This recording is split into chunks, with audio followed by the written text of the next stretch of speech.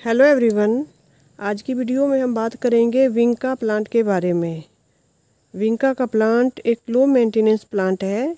ये easily grow हो जाता है। तो आज की वीडियो में हम बात करेंगे कि विंका के प्लांट को किस तरह से लगाएं, कौन सा इसमें फर्टिलाइज़र दें। तो वीडियो शुरू करते हैं। सबसे पहले बात कर लेते हैं कि इसको लगाएं कैसे। ये जो देसी विंका का प्लांट होता है, इसके छोटे छोटे बीज होते हैं, सरसों के बीज की तरह। अगर इनको बीज से लगाना हो तो इसके जो बीज होते हैं उनको मिट्टी में दबा देना है और उनकी नर्सरी तैयार कर लेनी है। जब नर्सरी तैयार होगी तो अलग अलग करके हमने इनको गमले में लगा देना है। और अगर इसको कटिंग से भी लगाया जा सकता है, जैसे कोई देसी विंका का कोई पुराना प्लांट हो तो उसकी कटिंग लेके हमने इसको एलोवेरा जेल में डिप करना है और वेल ड्रेन मिट्टी में दबा देना है। इसकी जो कटिंग है वो बहुत आसानी से लग भी जाती है और इसको जो हम बीज से ग्रो करते हैं तब भी इसकी नर्सरी आसानी से तैयार हो जाती है। अगर इसकी नर्सरी ना भी लगाएं तो जहाँ पे इसका पुराना कोई प्लांट होता है उसके बीज इधर उधर बिखर के गिर जाते हैं, तो उनसे भी इसके नए जो प्लांट है, नए पौधे तैयार हो जाते हैं। आगे बात कर लेते हैं हम इसकी केयर टिप्स के बारे में। तो जैसे ही हमने किसी गमले में प्लांट लगाया होता है तो उस गमले की मिट्टी को हमने साफ़ सुथरा रखना है। घास वगैरह गमले के अंदर नहीं उगी होनी चाहिए। जैसे ये प्लांट है, इसके नीचे जो इसकी मिट्टी है उसके ऊपर इसकी ही पत्तियां गिर गई हैं, इसके फूल गिर गए हैं। तो ऐसे इनको फूलों को भी निकाल देना है और पत्तियों को भी निकाल देना है। कई बार ऐसा होता है कि जो विंका का प्लांट होता है उसकी पत्तियां भी पीली पड़ जाती हैं और उसके जो फूल हैं वो मुरझाने लग जाते हैं। तो विंका की पत्तियां जब पीली पड़ जाती हैं तो उसका मेन कारण होता है या तो उसमें अंडर वाटरिंग है या फिर उसमें ओवर वाटरिंग है। तो विंका के प्लांट में जब भी पानी देना हो तो इसकी मिट्टी को चेक करके ही देना है। ज़्यादा पानी से भी इसकी पत्तियाँ गिर जाती हैं और कम पानी से भी इसकी पत्तियाँ गिर जाती हैं। विंका के प्लांट के ऊपर बहुत ही खूबसूरत फूल खिलते हैं। अगर हमने विंका के प्लांट से अच्छे से फ्लावरिंग लेनी है तो इसके जब पिंचिंग बहुत ज़रूरी है। पिंचिंग नहीं करेंगे तो इसके ऊपर इस तरह से फलियां सी बनने लग जाती हैं, जैसे यहाँ पे फली बन गई है। तो इसके जो फूल होते हैं जब ये मुरझाने लग जाते हैं तो फूलों के पास से ही यहाँ पे फलियाँ बनने लग जाती हैं। जो इनके सीड पॉट होते हैं इनके ऊपर इनके बीज बनते हैं। तो सीड पॉट नहीं बनने देने हैं, इनको निकाल देना है, तभी इसके ऊपर अच्छे से फिर से फ्लावरिंग होती रहेगी।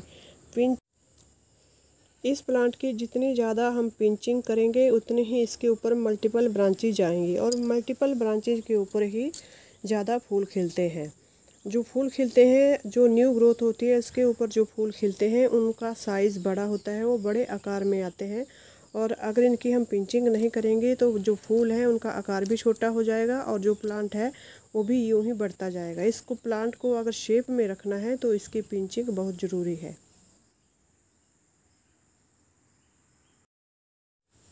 अब बात कर लेते हैं इसमें फर्टिलाइज़र डालने की। विंका के प्लांट में जब भी फर्टिलाइज़र डालना हो तो ऑर्गेनिक फर्टिलाइज़र ही डालें। केमिकल फर्टिलाइज़र प्लांट में नहीं डालना चाहिए। और फर्टिलाइज़र डालने से पहले गमले की मिट्टी को सॉफ्ट बना लेना है, तभी जो इसकी जड़ें हैं वो जो फर्टिलाइज़र हम डालेंगे उसको आसानी से एब्जॉर्ब कर सकेंगे। तो जो फर्टिलाइज़र आज हमने अपने प्लांट में डालना है ये है बर्मी कंपोस्ट।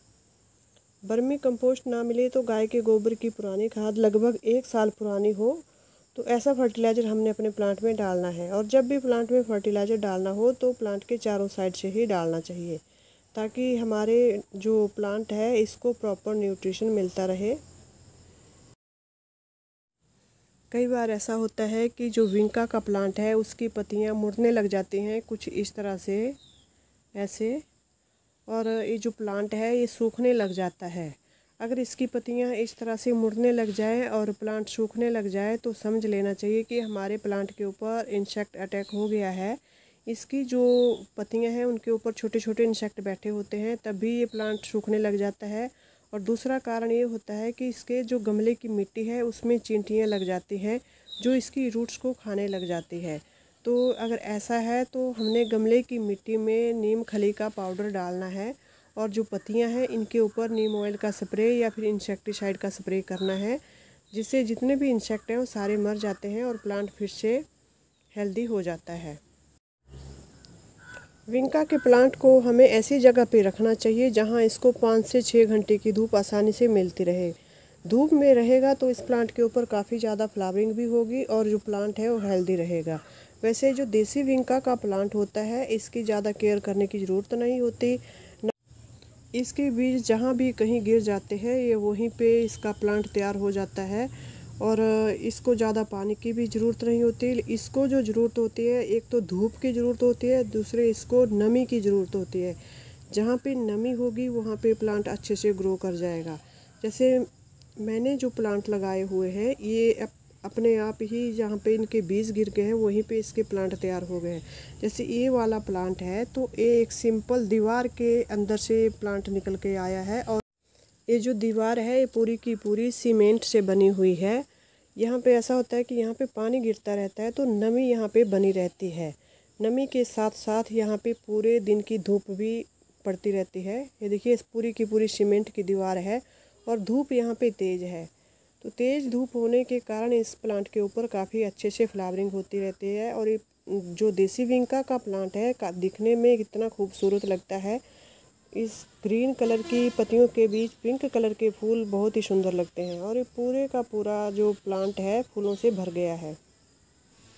तो व्यूअर्स, आप भी अपने घर में देसी विंका का प्लांट लगाएं, इसको धूप वाली जगह पे रखें और इसका जो गमले की मिट्टी है उसमें मॉइस्चर बना रहे इस तरह से उसमें पानी डालें। ज़्यादा पानी भी नहीं डालें और कम पानी भी नहीं डालें। और इसमें फर्टिलाइज़र देना हो तो ऑर्गेनिक फर्टिलाइज़र ही डालें। देसी विंका का प्लांट बहुत ही ईजीली ग्रो हो जाता है तो इसको अपने घर में ज़रूर लगाएं।